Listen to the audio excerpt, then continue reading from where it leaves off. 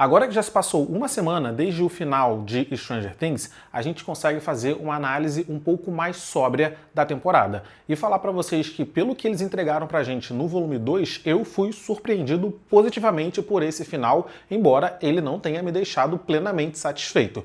E aqui nesse vídeo nós vamos fazer o balanço da temporada com spoilers. Fala galera, aqui é o Matheus Mendes, sejam muito bem-vindos a mais um vídeo aqui do canal, mais um vídeo pra gente falar de Stranger Things. Criador de conteúdo também descansa, galera, e eu tirei aí uns 9 dias pra descansar, pra curtir meu Réveillon, e que bom que eu fiz isso, porque se eu tivesse cancelado toda a minha viagem pra ficar em casa assistindo Stranger Things com esse final, eu teria ficado muito revoltado. Se você tá chegando no meu canal através desse vídeo, prazer, meu nome é Matheus, aqui a gente fala bastante de séries e filmes, então já se inscreve se você gosta desse tipo de conteúdo, beleza? E se você colocou como suas resoluções de ano novo fazer mais exercício, treinar, colocar o shape, eu te sugeriria utilizar o cupom MATEUS no site da Growth, que assim você compra os seus suplementos com desconto e você também ajuda na criação de conteúdo por aqui. Eu posso dizer para vocês que eu estava esperando que esse final fosse ser bem pior do que ele foi. O volume 2 dessa temporada final de Stranger Things me deixou tão decepcionado que eu fui assistir o episódio final com as expectativas baixíssimas, e isso foi muito bom, porque o episódio conseguiu me surpreender positivamente e eu consegui encontrar coisas muito legais ali. A primeira metade do episódio, que vai ali, né, até a batalha final contra a Vecna, eu não gostei, eu achei fraco. Eu achei soluções de roteiro muito forçadas, eu achei que eles se safaram muito facilmente, eu achei a batalha final rápida demais, mas o epílogo eu gostei bastante. O epílogo foi o que salvou esse episódio pra mim. O epílogo fez a gente lembrar do motivo da gente ter gostado de Stranger Things em primeiro lugar. Eu não me tornei fã de Stranger Things por conta de batalha contra monstros gigantes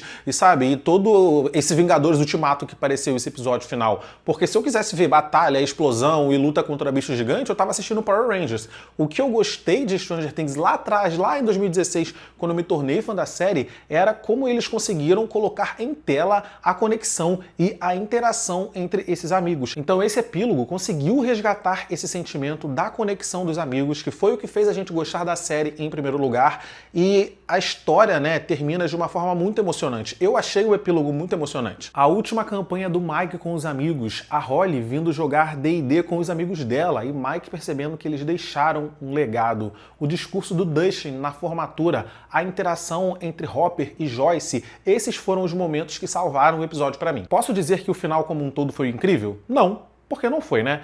Foi um final bem aquém do que a gente queria, foi um final bem aquém do que a série merecia, e por isso que eu daria uma nota 7 para a temporada como um todo. Essa temporada final de Stranger Things poderia ter sido muito melhor se eles utilizassem os episódios do volume 2 para avançar mais a história e já para começar a dar desfecho para algum dos personagens, porque tem muitos personagens que eles carregaram durante todos esses anos. Eu já sabia que ninguém ia morrer. Os irmãos Duffer se recusam a matar seus personagens, e isso é um problema, porque as cenas de perigo não trouxe apreensão nenhuma, sabe? Eu não fiquei apreensivo em nenhuma das cenas que eles criaram um grande perigo, porque eu já sabia que tudo ia dar certo, eu já sabia que todo mundo ia sair vivo dali. Quando o Steve solta a mão lá da torre e faz menção de cair, eu tive a certeza de que seria o Jonathan que ia salvá-lo, e foi o que aconteceu. A Max voltou à vida enxergando, que é isso, sabe? O que trouxe tanto hate para essa temporada final de Stranger Things é que os criadores, eles passaram por cima da própria construção de universo que eles vieram fazendo todos esses anos. Os Demogorgons que matam soldados treinados como se eles fossem bonecos, os Demogorgons que levam vários tiros e não caem,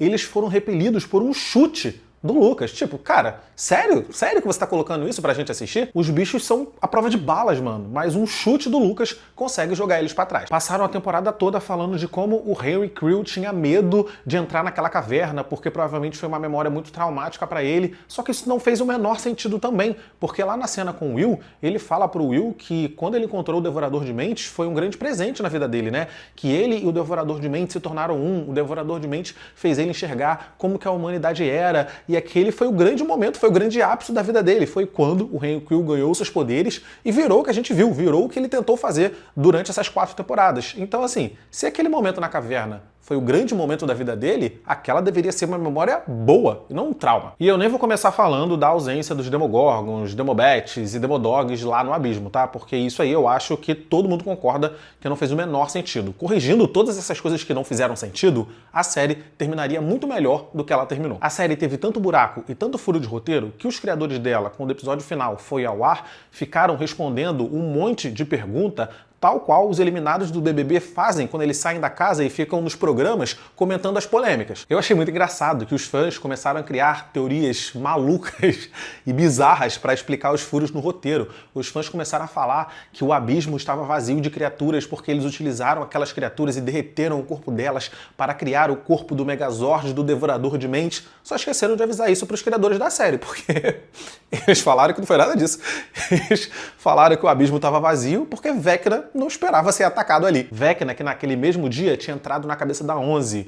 Vecna, que também tinha entrado na cabeça do Hopper. Vecna, que sabe simplesmente o segredo de todo mundo. Não sabia que a galera tava indo pra lá, não. Eles ficaram a semana toda dando 1 milhão de respostas com 1 milhão de explicações, tentando explicar os 1 milhão de furos de roteiro que ficou nesse episódio final, só que foi muito pior pra eles, porque a cada resposta que eles davam, os fãs encontravam mais inconsistências acerca do próprio universo que eles tinham criado. As coisas ficaram tão feias que eles admitiram que eles se arrependem de ter respondido tantas perguntas logo após a exibição do episódio final. Hoje, pouco mais de uma semana desde que o episódio final foi ao ar, a quinta e última temporada de Stranger Things está com apenas 55% da avaliação do público no site Rotten Tomatoes. É a temporada com a pior avaliação da série. O episódio 7 dessa quinta temporada é o episódio mais mal avaliado da série inteira. Pior avaliado do que aquele episódio da Kylie na segunda temporada. Essas são as consequências de você não seguir as leis do universo que você mesmo criou. E chega a ser engraçado, porque a equipe ali de Stranger Things, né, antes da temporada final estrear, muito se falou de como que eles tiveram muito cuidado para Stranger Things não terminar como GOT, e eles fizeram uma grande piada em relação a isso. E assim, eu concordo que a temporada final de Game of Thrones foi muito pior, mas o Stranger Things não tá lá com essa bola toda, não. E foi confirmado que a Eleven tá viva, né? O episódio final de Stranger Things trouxe aquela grande pergunta, né? Terminou com essa incógnita. A Eleven morreu ou não? O Mike, ele criou toda aquela história, né, aquela teoria, aí se faz de conta, só para poder conseguir viver com o luto, ou será que ele conseguiu enxergar pistas onde ninguém enxergou? O fandom se dividiu. Muitos acreditavam que a Eleven tinha morrido sim, muitos acreditavam que não, mas aí o que aconteceu? Os irmãos Duffer vieram dar entrevista. Eles precisam ser proibidos de dar entrevista, sério, alguém precisa chegar para eles e falar, mano,